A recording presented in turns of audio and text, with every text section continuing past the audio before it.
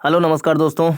2019 में यूपीएससी में क्वेश्चन पूछा गया था कि भारत सरकार दवा कंपनियों द्वारा दवा के पारंपरिक ज्ञान को पेटेंट कराने से कैसे बचाव कर रही है। तो इस पूरे आर्टिकल को हम पढ़ेंगे ध्यान से, फिर इस प्रश्न को हम कर सकते हैं। तो शुरुआत करते हैं इसकी। दृष्टि वाले वेबसाइट पर ये छपा हुआ है लेख। तो भारत के दवा क्षेत्र में कौशल विकास संदर्भ क्या है। तो भारतीय दवा उद्योग सस्ती और उच्च गुणवत्ता युक्त जेनेरिक दवाओं के उत्पादन के साथ वैश्विक स्वास्थ्य की वृद्धि में महत्वपूर्ण योगदान करता रहा है। फिर भी मूल्य के संदर्भ में दुनिया के अग्रणी दवा उत्पादकों में से एक बनने के लिए उद्योग को अभी भी विभिन्न बाधाओं का सामना करना पड़ रहा है। भारतीय फार्मास्यूटिकल या दवा उद्योग मात्रा के मामले में वैश्विक स्तर पर तीसरा सबसे बड़ा दवा उद्योग है, पहला नहीं है। भारतीय फार्मास्यूटिकल या दवा उद्योग मात्रा के मामले में, क्वांटिटी के मामले में वैश्विक स्तर पर तीसरा सबसे बड़ा दवा उद्योग है। वर्तमान में भारतीय फार्मास्यूटिकल बाजार का मूल्य लगभग 50 बिलियन अमेरिकी डॉलर है, जिसमें से निर्यात बाजार लगभग 25 बिलियन अमेरिकी डॉलर की हिस्सेदारी रखता है। तो भारत, फिर से देखें तो भारतीय फार्मास्यूटिकल या दवा उद्योग मात्रा के मामले में वैश्विक स्तर पर तीसरा सबसे बड़ा दवा उद्योग है। वर्तमान में भारतीय फार्मास्यूटिकल बाजार का मूल्य लगभग 50 बिलियन अमेरिकी डॉलर है, जिसमें से निर्यात बाजार लगभग 25 बिलियन अमेरिकी डॉलर है। तो भारतीय फार्मास्यूटिकल बाजार का मूल्य है ना, भारतीय फार्मास्यूटिकल बाजार का मूल्य 50 बिलियन अमेरिकी डॉलर है, जिसमें से निर्यात बाजार 25 बिलियन अमेरिकी डॉलर है, जो कि अच्छा खासा है। घरेलू बाजार के वर्ष 2030 तक 130 बिलियन अमेरिकी डॉलर तक पहुंचने की उम्मीद है, जिसमें से 60% से अधिक हिस्सेदारी केवल निर्यात की होगी। तो लक्ष्य क्या है या उम्मीद क्या है कि 2030 तक 130 बिलियन अमेरिकी डॉलर तक हम घरेलू बाजार दवा उद्योग का बना लेंगे, जिसमें से 60% हम हिस्सेदारी निर्यात को भी करेंगे। तो तीन बातें मिली। भारतीय दवा उद्योग या भारतीय फार्मास्यूटिकल इंडस्ट्री जो है वो दुनिया में मात्रा के आधार पर तीसरा सबसे बड़ा देश है। दूसरी बात, वर्तमान में 50 बिलियन अमेरिकी डॉलर का भारतीय बाजार है दवा उद्योग का, जिसमें से 25 बिलियन अमेरिकी डॉलर का हम निर्यात करते हैं। 2030 तक 130 बिलियन अमेरिकी डॉलर का बाजार बनने की उम्मीद है भारतीय बाजार दवा उद्योग में, जिसमें से 60% हम निर्यात कर रहे होंगे, इस बात का आशा किया जा सकता है। भारत के प्रतिभाशाली वैज्ञानिकों, इंजीनियरों और उद्यमियों के लगातार बढ़ते पूल के साथ ही इसके जनसांख्यिकीय लाभ के बावजूद कौशल निर्माण स्किलिंग के लिए एक पारिस्थितिकी तंत्र के विकास में निवेश करना अत्यंत आवश्यक होगा। एक ऐसी दुनिया जो VUCA volatile, uncertain, complex and ambiguous की प्रवृत्ति रखती है, अर्थात अस्थिर, अनिश्चित, जटिल और अस्पष्ट है, वहाँ प्रतिस्पर्धी बने रहने के लिए अप स्किलिंग, कौशल उन्नयन और री स्किलिंग, पुनर्कौशल निर्माण की मूलभूत आवश्यकता है। फार्मा क्षेत्र के समक्ष विद्यमान प्रमुख चुनौतियां। तो विनियामक अनुपालन ये प्रमुख चुनौती है। फार्मास्यूटिकल उद्योग अत्यधिक विनियमित या नियंत्रित है और भारतीय कंपनियों को उन विभिन्न देशों के नियमों का पालन करना होता है जिन्हें वे अपने उत्पादों का निर्यात करते हैं। हाल के वर्षों में भारतीय कंपनियों को कई नियामक बाधाओं का सामना करना पड़ा है ना, नियामक बाधाओं का सामना करना पड़ा है, जिनमें गुणवत्ता नियंत्रण, डेटा अखंडता, डेटा इंटीग्रिटी एवं विनिर्माण अभ्यासों से संबद्ध मुद्दे शामिल हैं और इनके कारण आयात प्रतिबंध एवं व्यापार की हानि की स्थिति बनी है। बौद्धिक संपदा संबंधी मुद्दे हैं। बौद्धिक संपदा अधिकार जो क्वेश्चन पूछा गया था, intellectual property rights IPR pharmaceutical उद्योग के लिए महत्वपूर्ण है, क्योंकि इनसे सुनिश्चित होता है कि कंपनियां अपने आविष्कारों की रक्षा कर सकती हैं और अपने निवेश पर उचित प्रतिलाभ रिटर्न अर्जित कर सकती हैं। हालांकि भारतीय कंपनियों पर IPR कानूनों के उल्लंघन के आरोप भी लगते रहे हैं और बहुराष्ट्रीय दवा कंपनियों के साथ कानूनी संघर्ष भी करना पड़ा है। उदाहरण के लिए वर्ष 2014 में स्विस दवा कंपनी रॉश ने भारतीय दवा निर्माता सिप्ला पर इस आरोप के साथ मुकदमा दायर किया कि सिप्ला ने उसकी कैंसर की दवा टर्सीवा के पेटेंट का उल्लंघन किया है। रॉश ने दावा किया कि सिप्ला द्वारा उनकी दवा के जेनेरिक संस्करण के निर्माण से उनके पेटेंट अधिकारों का उल्लंघन हुआ है। यह मामला अदालत में पहुंचा और वर्ष 2016 में दिल्ली उच्च न्यायालय ने रॉश के पक्ष में निर्णय दिया, जिसमें कहा गया कि सिप्ला ने रॉश के पेटेंट का उल्लंघन किया है और उसे क्षतिपूर्ति देनी होगी। अगला है मूल्य नियंत्रण की चुनौती। भारत सरकार आवश्यक दवाओं की कीमतों को नियंत्रित करती है, जिसके कारण दवा कंपनियों के लिए कम लाभ स्तर की स्थिति बनती है।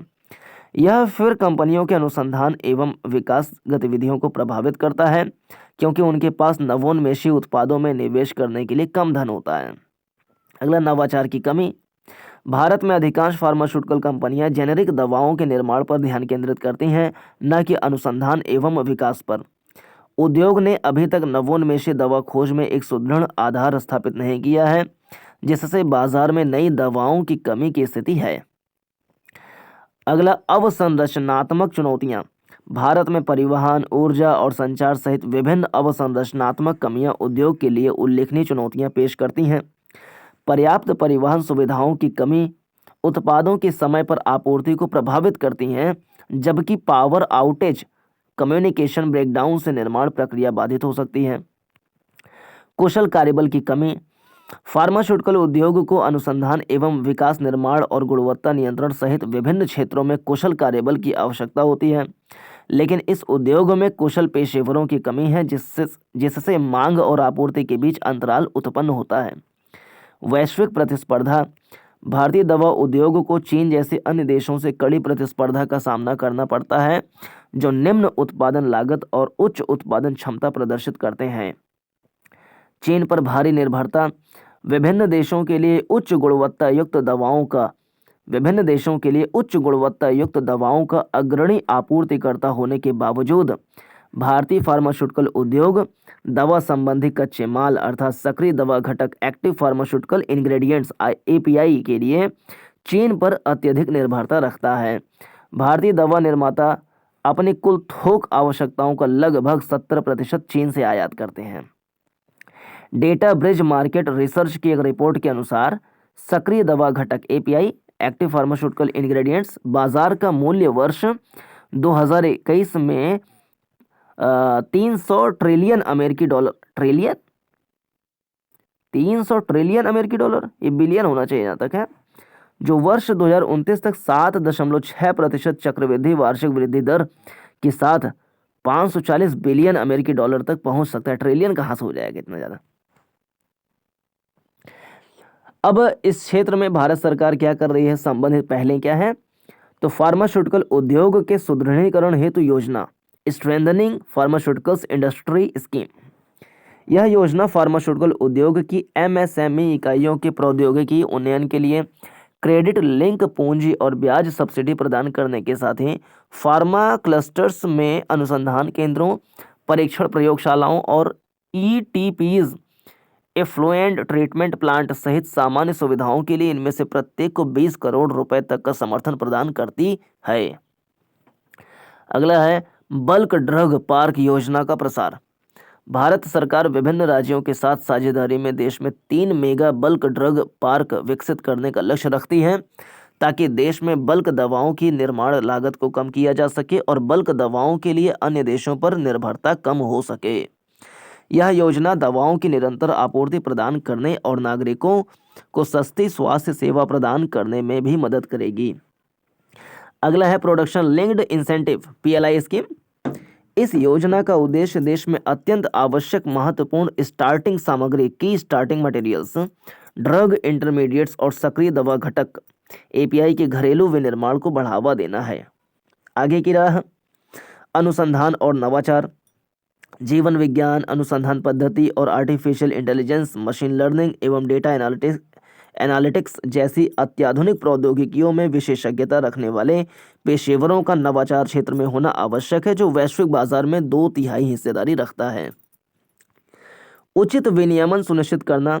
भारतीय फार्मा क्षेत्र दुनिया का दवा खाना, फार्मेसी ऑफ द वर्ल्ड होने की अपनी स्थिति को बनाए रखें।